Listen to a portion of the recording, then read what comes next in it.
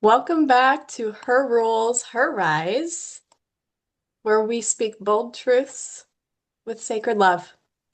I am Danielle Dittberner, and my lovely co-hosts, Dr. May Lee and Dr. and Katona Linn are here.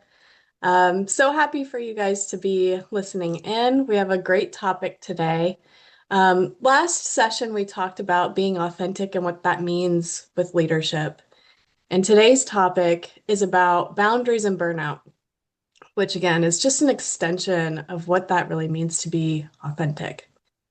And so I think unfortunately our culture has so much of this um, mindset that burnout is a badge of honor, and it really is not.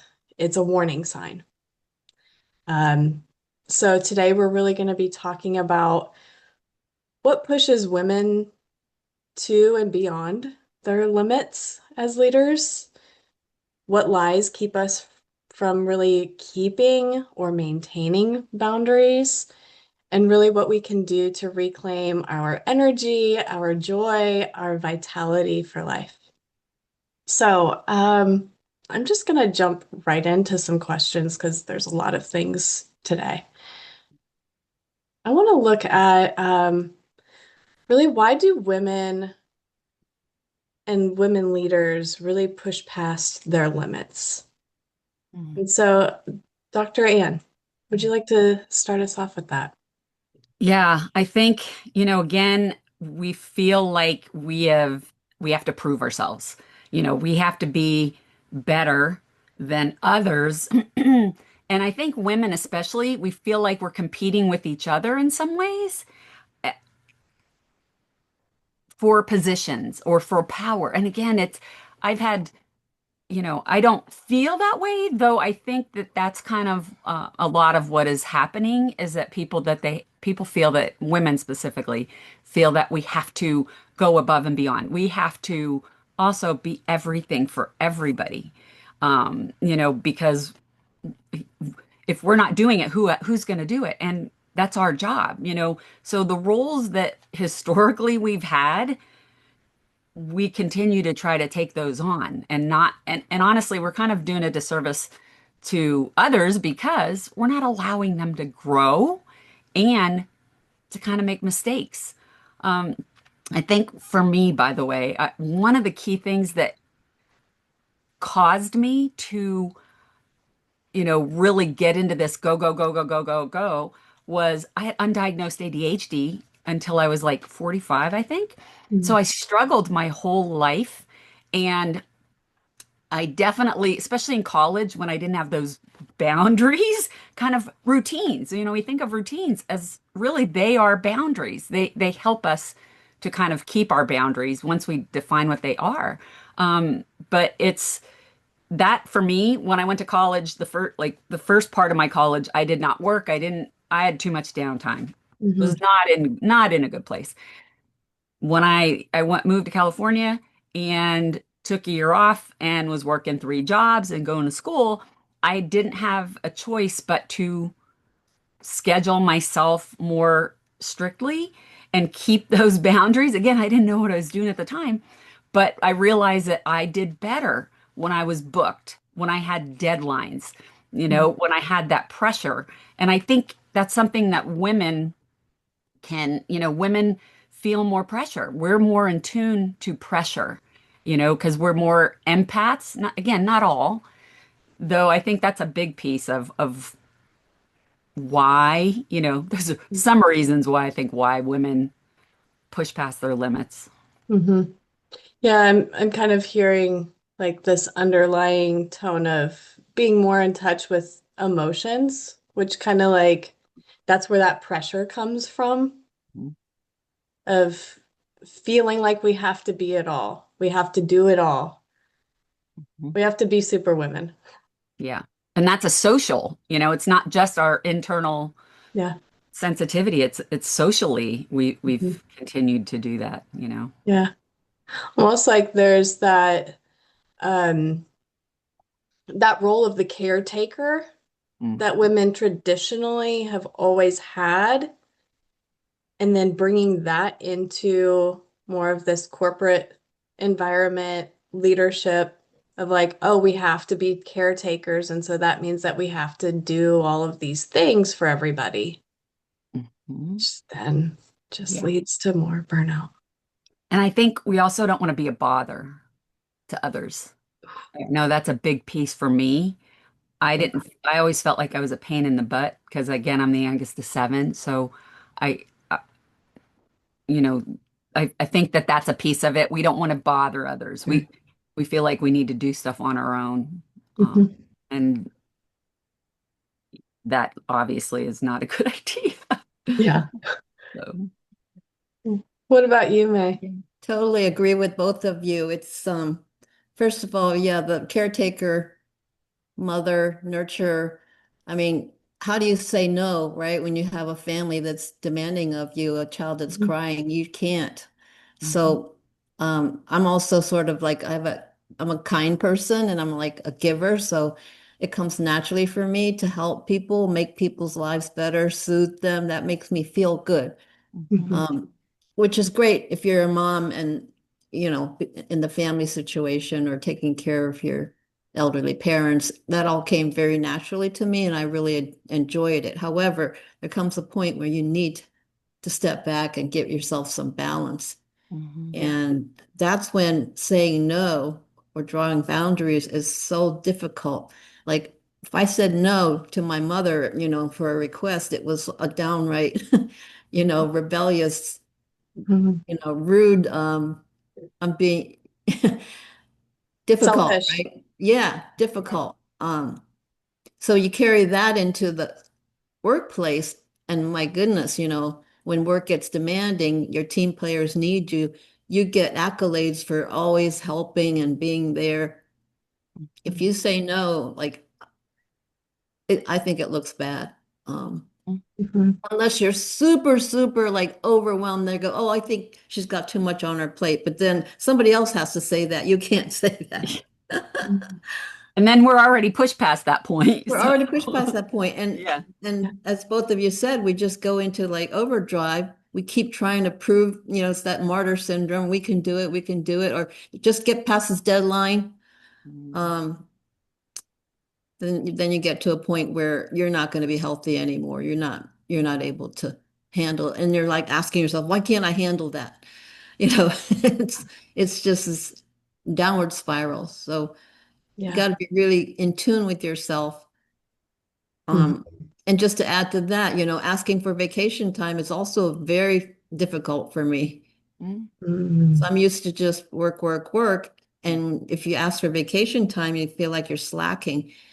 But luckily, I have a boss. She also works extremely hard, but she values that time off. So when you ask for it, she'll always give it to you, and she wants you to recharge. So Yeah. yeah, but not everybody's like that. Yeah. I Yeah. think even just to kind of like, what is burnout? Danielle, I don't know if you want Yeah. to share, like, because I feel like that's like, Yeah. I think we Yeah. all have different definitions of burnout and what is it? So I don't know, Danielle, if you want to answer that or, Yeah. and- Really, burnout is when we've lost the capacity to be our best selves. And that is physically, that's being exhausted, having heightened cortisol levels that are raising our stress levels, not allowing us to really be functioning from a physical standpoint. That's mental cognition, having that brain fog, not being able to think clearly, not being able to make decisions easily, right? All of a sudden, becomes very difficult. Emotionally, I think that, especially for women, I think that's a hard one that we like to, because we have to balance that ability to really be that loving, caring, compassionate, kind individual. And especially in corporate, if we're if we're wanting to bring our full selves forward, a lot of times we can't be too emotional, or it's been that way in the Mhm. past. unless if we want to be authentic to ourselves and say, no, I'm bringing my full self. And if we're at burnout, it doesn't allow us to really have the ability to have agency over those emotions and to, um, it's really ignoring the warning signs that we see. Yeah. Personally, for me, whenever I am in burnout, it's not even that my cognitions, obviously cognitions slow down. It's more that my emotional capacity is tapped out. And the first thing that I typically, well, not first, when my like big warning sign of you need to take a step back is I get compassion fatigue. So I stopped like really relating to people as much. I start to have that feeling of frustration or irritation whenever I'm serving clients. And it, like, if they aren't making progress, this kind of goes back to those boundaries too, of I take that as a personal responsibility. Yeah. And so then, like, irritation starts to come forward. And then I bring that into client sessions. And that's not the way that I want to be serving people. Yeah. And so really We have to be burnout, present. Yeah. For yeah, ourselves first. yeah, yeah. Burnout will not serve anybody. It is, again, it's a warning sign. It's time to take a step back. It's time to recharge your batteries. So we'll get into what that recharge is. But first I'd really like to talk about boundaries themselves. And I know that there are so many factors that contribute to individuals having a hard time establishing boundaries. And again, we'll go back to that definition. What is a boundary? The way that I see boundaries, or I've come to know boundaries, is that they are, um, whether you want to call them rules or some kind of feature that allows you to respect yourself and also allows other people to know how to respect you. Yeah. That's a great, I love that the respect piece of it because that's such a huge thing. And I think boundaries being also those things that allow us to prevent burnout and Mhm. that they are, again, even the word boundary has become such a negative, yet Yeah. it's I think of expectations. What are my expectations for myself and others? What am I okay with and what am I not okay with in my life? And am I living to my values? Because I think if we're living to our values and then we can say, if my family is important, then I need to have a boundary of taking vacation, like you said, May. And Mhm. so I think if we're clear on those things, it makes it easier to hold a boundary if we're clear on just even what it is that we value. So I think it's like a reflection of everything that you said, Danielle, and that reflection of our values. Yeah, absolutely. Yeah. Values are core to everything. Yeah. I think that's what we do is tend to, you need to go back to your core values. Why are you doing this? What does it bring to you in terms of fulfillment? Because I know I used to do something because it was exciting, it looked cool. I would Mhm. try it, but then I reached challenges, and all of a sudden that excitement and that good feeling went away, and I didn't like it. And I got this negative association with doing that, running that business or something like that, or doing like hardcore cold calling sales, stuff like that. It didn't bring me value. It didn't fulfill me emotionally. And for me, that's important. Now, some people can run on that adrenaline and keep going for a long time because that's how they're built. For me, I need that feedback. I need to know that I'm helping someone or I'm being appreciated, Mhm. and that work is paying back also financially. So if those things are missing, I'm not being respected, recognized, appreciated, and there's no financial payback, then I get a negative association and I know I have to like design, regroup. Yeah.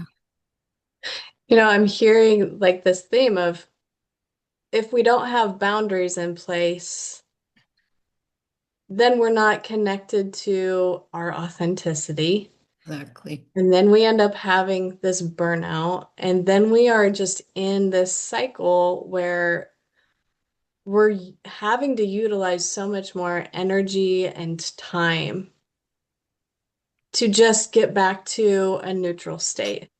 Right. What's the health and the happiness in that? There's not. Yeah. And I think when you love what you're doing, to other people, it might seem like a lot of hard work, Mhm. but you're really balanced and fulfilled. It just you're in that flow zone. Mhm. And you could be working for hours and you didn't even realize it. And it's not exhausting or draining. Does that make any sense? Mhm. And I've Yeah. I've been in that zone where, and I'm with people that I love too. That's the other thing. If you're working with people that are resonate with you, it just keeps lifting you and empowering you. But there's always a few that don't, they're not quite there in their energy level. They're not in their zone. Yeah. And it starts to drain you and then you can feel it. So Mhm. that synergy is so important. Yeah. In that construct, then, like, how do we establish boundaries, especially when we're in a space where we're in flow, where Mhm. we're lost in what we're doing because we're having so much enjoyment in it? I mean, typically, I think a lot of people talk about boundaries that are needed because, oh, there's the negative things happening. Well, what about when we're experiencing a lot of positivity? Like, there's still place for boundaries there, right? Yeah, absolutely. I love that. Again, it's it's the balance of being in the flow and coming back to our boundaries. And I definitely feel like being reflective and really looking at what are, again, coming back to our values. Hmm. Be like doing a value survey for yourself and really come up with like those top 5 values because that again will guide what you do, and you want to make sure that you're not just going along. Hmm. Again, it's yes, you may have to do things that you don't necessarily always agree with, yet how is it again connected to the bound? It's that reflection. Hmm. Unless we pause and really reflect on what it is that we need, then I feel like that, again, for me, my health will show up first Mm. sometimes.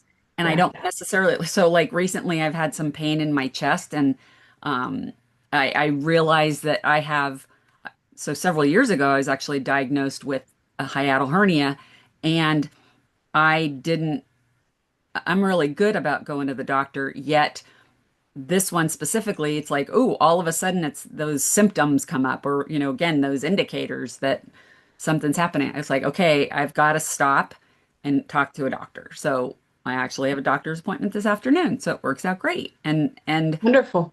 I think again, those are key because, Yeah. and it's I value my health. I value my family. So if I don't take care of my own health, then I'm not really going to help support my family. Like in the way I can't be my best self. So back to Danielle, how, you were saying that we have to be able to be our best selves. And if we're not taking care of ourselves, we can't be our best selves. So Hmm. Hmm. Yeah. So making time to do that personal inventory and reflect, where am I? How am I doing this? yeah. I think And sorry, I was just going to say, and running off of adrenaline right. out of enjoyment, or is it, Out of fulfillment. yeah, out of fulfillment for sure? Yeah. And I just wanted to add that I'm at the point now where I trust my gut more. I'm feeling things. So if I meet with somebody and I don't get a good vibe about them, Hmm. um, I'm gonna think twice about working with them. There's something about it. I can't put a, put a finger on it, but I'm also like right now hiring someone to help me write my online course. And I went through several people. There's so many opportunities out there to work with people. And there was one person which every time I saw him, I lit up. I just felt this extreme good feeling about him. So I interviewed him and then I decided I'm going to work with him. Mm. And it was just, I don't know what it was, but he had my interest in mind. He was kind, he was genuine, but he was also very sharp in business and he got the big picture. All those things combined, an intelligent person that wasn't just there to make my money, take my money, and then just Hmm. grind through. There's a lot of heart in that person, and I chose him. So that's uplifting me. Those are the kind of people that I resonate with, and like the two of you as well.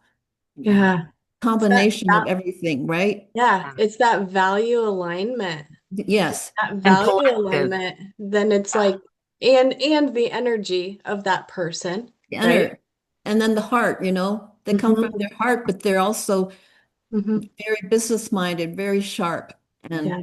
they really care about you. Yeah. Yeah.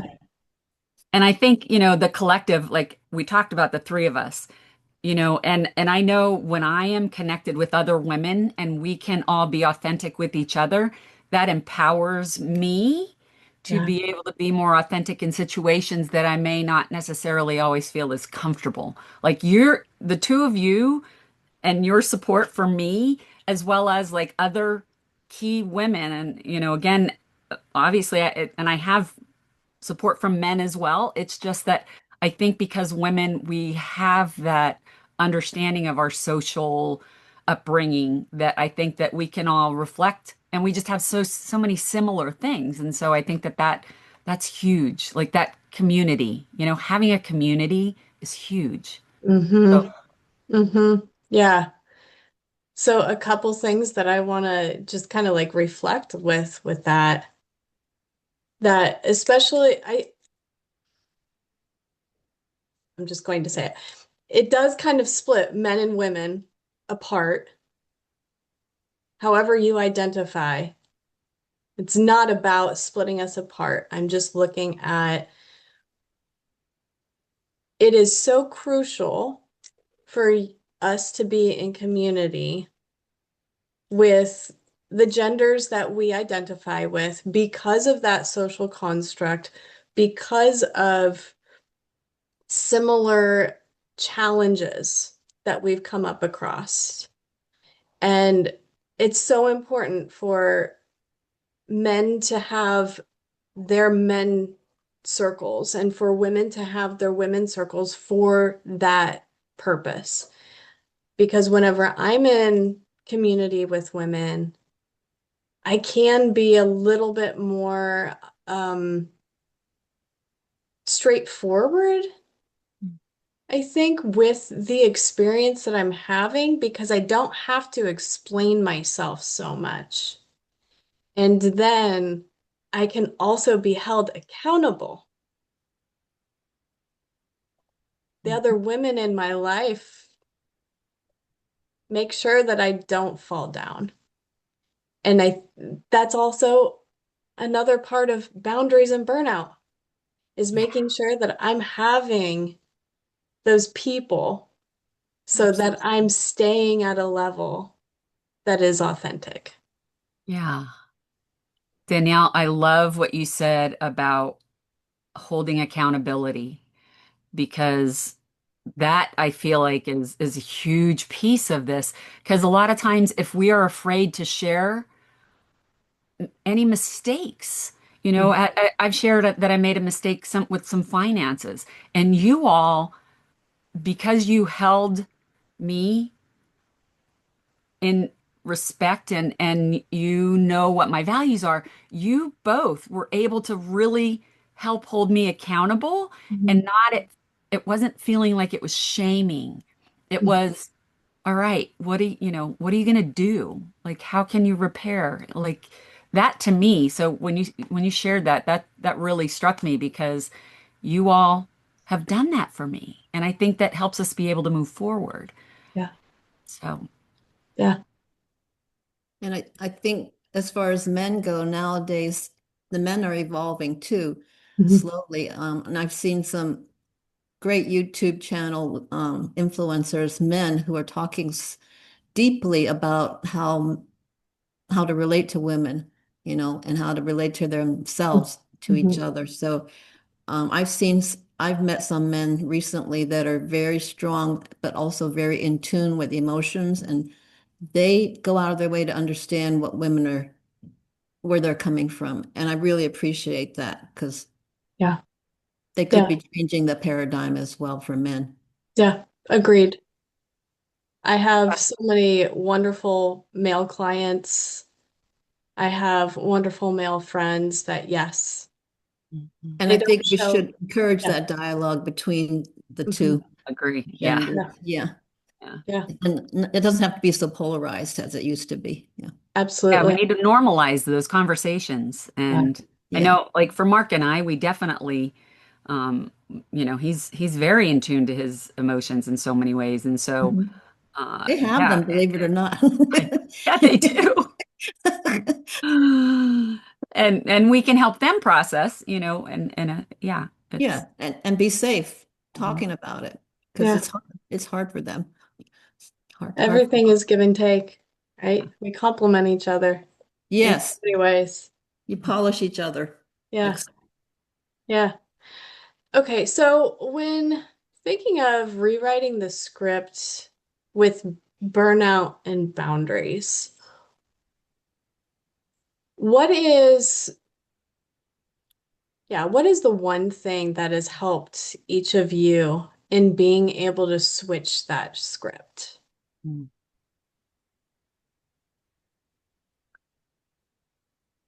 Well, if I'll jump in unless Dr. Ann wants to Oh, go say. ahead, go ahead, you go. I think a lot of it is also being very self-aware, and the emotional intelligence has to go back to yourself. Am I regulating my emotions, or am I running a script in the background that's telling me people are against me, as well as Mhm. me, you got to flip that around because if you keep on taking one comment out of context and blowing it up and saying, oh, she's doing that to me, she's trying to compete with me, where's it ever going to end, right? So you've got, for me, I need to rise above it. I need to be the one that's the generous one. I need to give them benefit of the doubt and calm them down. Maybe they're stressed. Mhm. Calm myself down, try to reach out to the colleague or whoever you feel is stressed. And we had a great example of that. The three of us, when we first started, we were stressed because we were learning everything. Mhm. And I was about to check out. I was like I always do. Okay, this isn't for me. I'm leaving. Yeah. And one of my male coach friends suggested, why don't you just call a little huddle, a powwow meeting, and just see where everybody's at. Yeah. And we did that, right? And then we all talked about where we're feeling so stressed and not good enough or whatever. And then once that happened, we just like, oh, everything was opened up and we were all comfortable and we're all happy working together again. Yeah. I love that, May, and kind of that check-in, the huddle, the check-in, Yeah, checking in with each other. yeah. Um, one thing that I've tried to really do is to start meetings with like a breathing exercise. If I'm, especially in person and with schools, that's kind of one boundary. Like, hey, I need to take a breath because I was running in here or whatever, something else happened.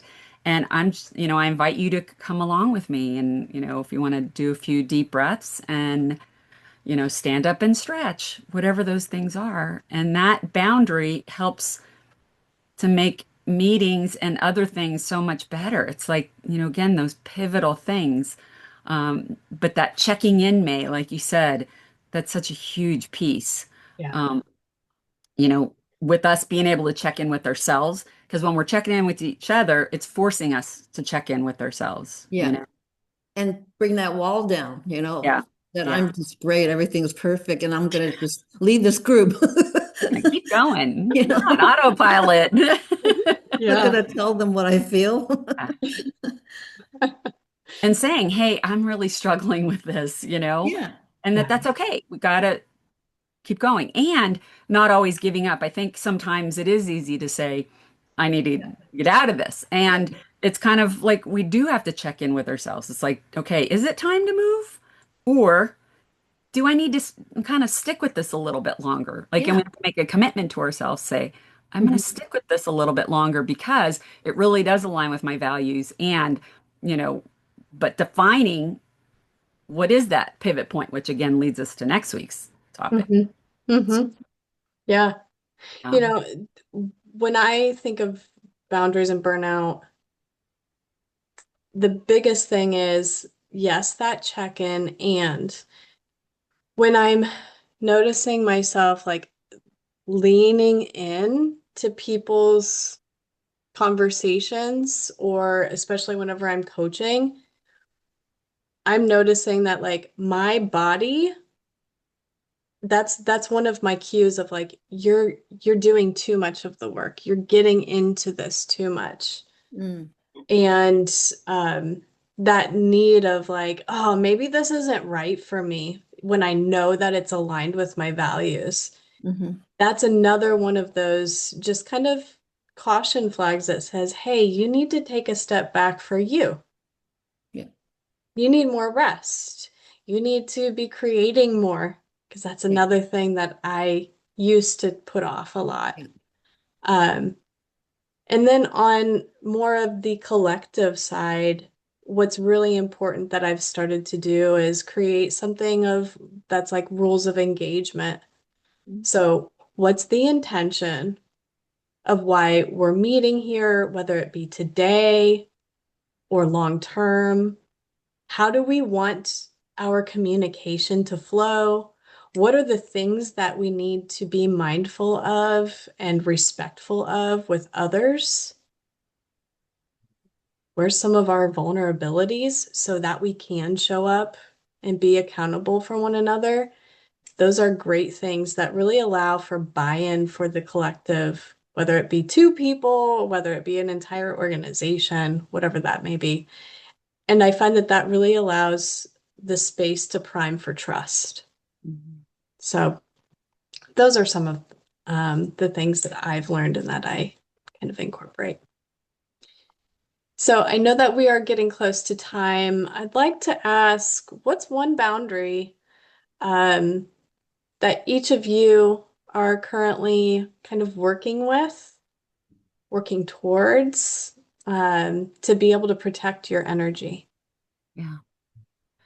I know for me, one of the key things is when my husband asks me to do so, because when you work from home, it's very easy for the person who's leaving and to say, "Oh, you're home, so you can do this." And so I had to kind of say, can you text me or write it on the whiteboard that we have so that I can, I can't guarantee I can do it. I can look at my time. And so it's not a no, it's I'm not sure. And please either text me or write it down so that I can really reflect and make sure Mhm. I'm on the right page. So I think that's mine that I'm working on right now. Love that. Yeah, I think working from home has given me the opportunity to I eat a very healthy meal at lunchtime because I can cook it myself. Mhm. I don't have to be going out looking for stuff. And then the other thing I always do is at around at the end of the day, I go out for a walk because I know if I don't, I'll just sit here and work and work. And it's really important to keep the body moving to keep it healthy. So Yeah, things I do. Yeah. yeah, I love that. Mhm. You're always staying so active. It's so good. Yeah. It's important. Yeah. Yeah.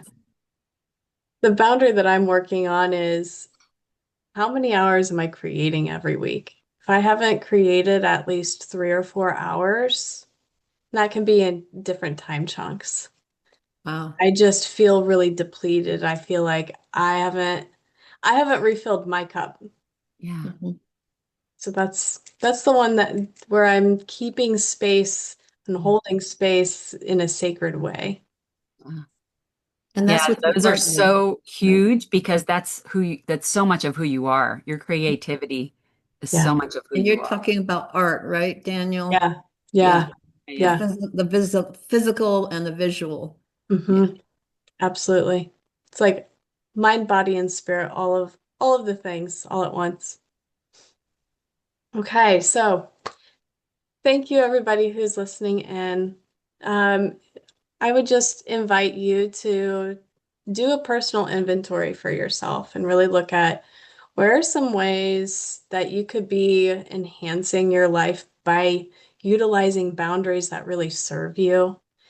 It's not about cutting things or people off, but what is it that you can say no to so that you can say yes to yourself? Um, and then please join us next week. Next week, we're going to be having a really fun topic. It's pivot points when it's time to change course. And so, yeah, until then, please take care. Join myself, Danielle Dittberner, Dr. Katona Linn, and Dr. Maylee next week when we are three voices, one mission, healing, leading, and living fully without apology. Take care. Thanks, everybody.